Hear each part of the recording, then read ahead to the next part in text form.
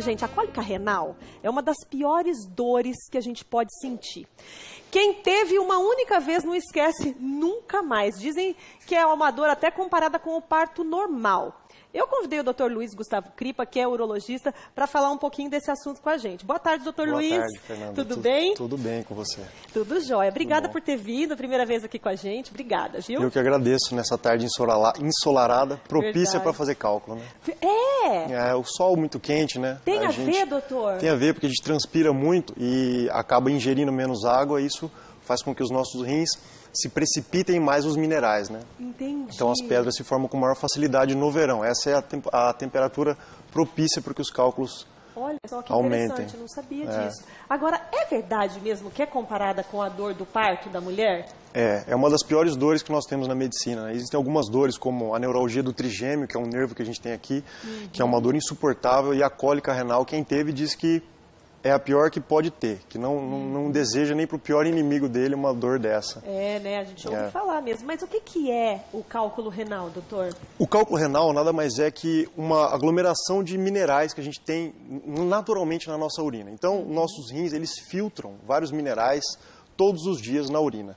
E, dependendo de algumas situações, por exemplo, uma baixa ingesta hídrica, o calor, como eu falei, ou às vezes a pessoa tem a ausência de algumas substâncias que fazem com que essas pedras não se formem.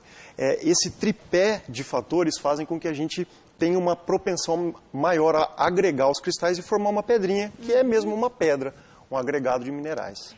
É genético? É genético. Se sua mãe tem, seu pai tem, você tem chance de ter, seus filhos têm uma maior chance de ter. É uma pergunta pessoal essa, porque eu sou um mau exemplo, viu, gente? Eu sou um mau exemplo, doutor. Eu não tomo muita água, se eu não tiver água ali do meu lado, eu não levanto de onde eu estou trabalhando para ir buscar uma água. E eu sempre esqueço minha garrafinha de água, eu sei que eu tenho que tomar água. Mas, assim, eu não tomo quase nada mesmo. E eu nunca tive, assim, pedra no rim, por isso que eu te perguntei, pode ser genético? Porque a pessoa pode passar uma vida desse jeito como eu, né? Que eu já estou mudando. E não ter, né? Pode. Em geral, 10 a 15% da população vai ter um episódio de uma cólica renal ou vai ter um cálculo na vida. Entendi. Entendeu? Então, muitas pessoas são assintomáticas, ou seja, tem a pedra e nem sabem que tem. Quando tem, já passa por esse momento desagradável que é a cólica renal.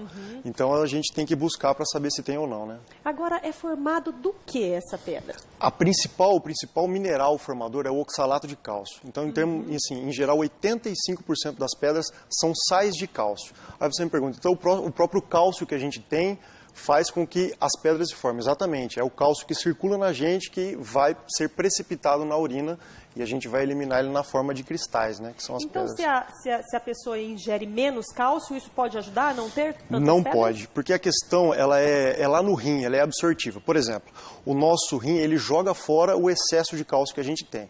Então, o sangue vai passar cheio de cálcio, vai ser filtrado e o próprio rim tem que reabsorver esse cálcio. Por quê? Para que a gente não perca o cálcio dos ossos e o cálcio do sangue. Nesse momento da filtragem no rim é que ele acaba excretando, ou seja, jogando mais cálcio fora. E é como se a gente pegasse dois copos com água e colocasse, por exemplo, 5 ml de água em cada copo e nesse aqui colocar 20 gramas de sal, nesse colocar 100 gramas de sal. Eu tenho pouca água para muito sal, então aqui eu vou precipitar uma pedra. É o que acontece. Então não adianta você diminuir a ingestão de cálcio, porque o problema é lá no rim. O seu rim que está jogando muito cálcio fora e acaba formando a pedrinha dentro do rim. Então o ideal é você manter uma ingesta normal de cálcio. Entendi. Agora, a gente ouve falar, né? Você não pode comer muito tomate, que tomate dá pedra no rim. É verdade isso, doutor? Não, é mito. O que a gente é bem estabelecido, eu sempre oriento os pacientes, é que o sal, a dieta rica em sal, e todos os sais, não só o sal branco de temperos fortes que são convertidos em sal, são maléficos, porque vão ser filtrados pelo nosso rim e vão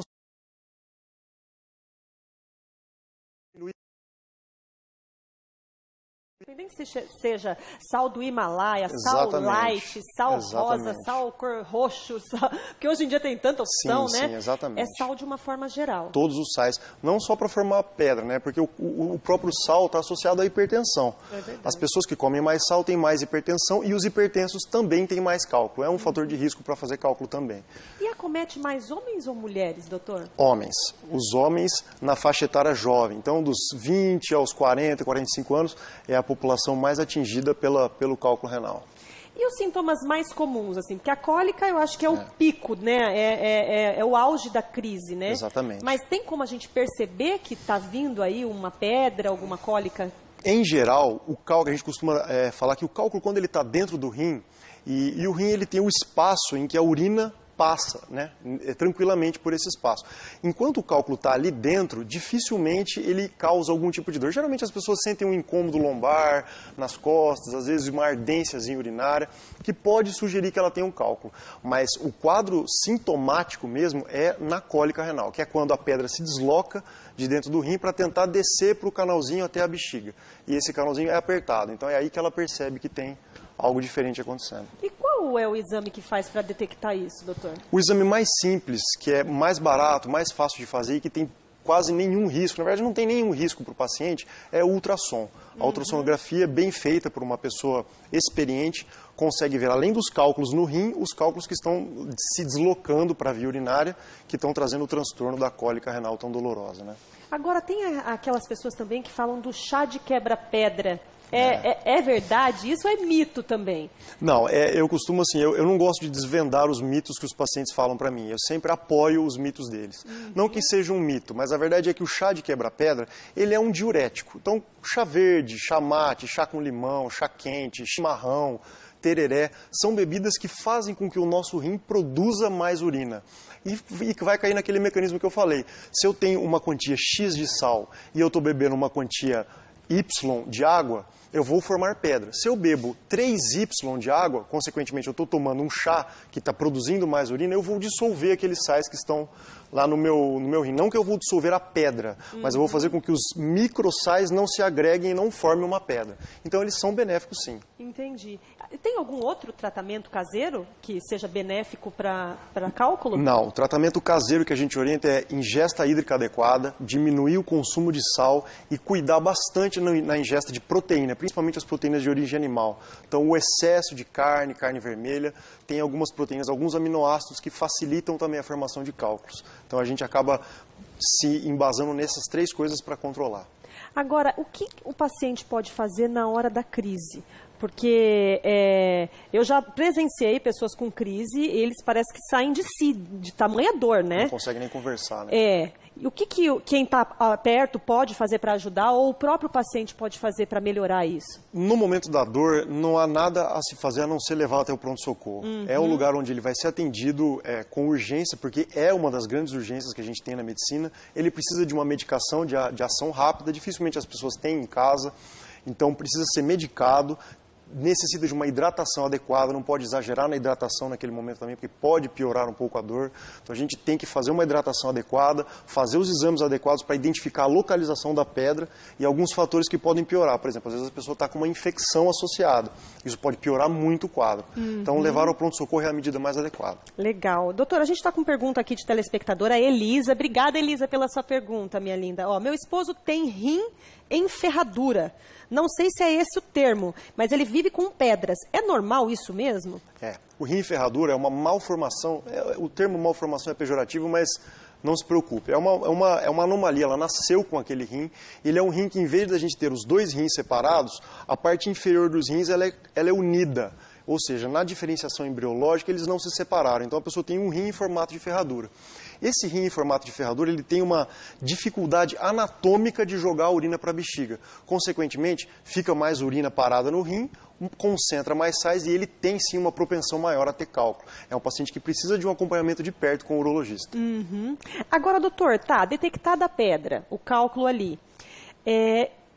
Quais são os tratamentos daí para eliminar esse cálculo? Exatamente. Então, assim, nós temos cálculos de diversos tamanhos, né? Então, a gente acaba tendo uma padronização pelas sociedades brasileiras, americanas, europeias, são a que a gente segue, que cálculos até meio centímetro, 0,4 centímetros, meio centímetro, a gente acaba fazendo tratamento conservador. Essas orientações de alimentação e tal.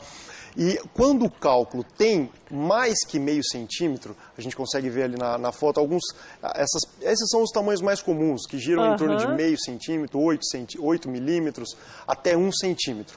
Os cálculos dentro do rim, até 2 centímetros, a gente faz aquele tratamento que a gente chama de litotripsia extracorpórea. Litotripsia é quebrar a pedra, fragmentar a pedra.